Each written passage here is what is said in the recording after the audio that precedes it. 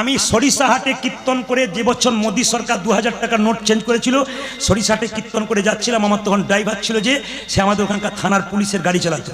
ওটা ছুটি নিয়ে আমার সঙ্গে যুক্ত হয়েছিল। ওকে বললাম, ভাই একটা কালো বিড়াল পেরিয়ে গেল, একটু দাঁড়ালে হতো না? ও বলছে, দাদা কোনো অসুবিধা নেই, চলে যাবো।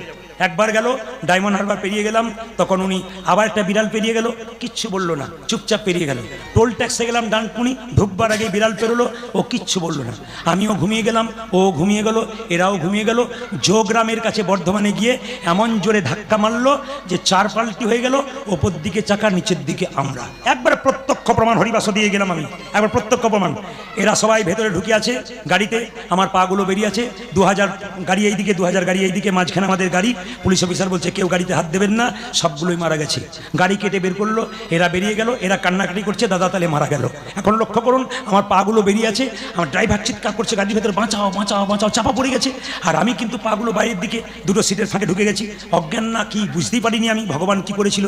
আমাকে যখন টেনে বের করলো, তখন পুলিশ অফিসার মাথাটা নিচু করে কিছুক্ষণ দাঁড়ালো, জিজ্ঞেস করলো, বাঁচলেন কি করে?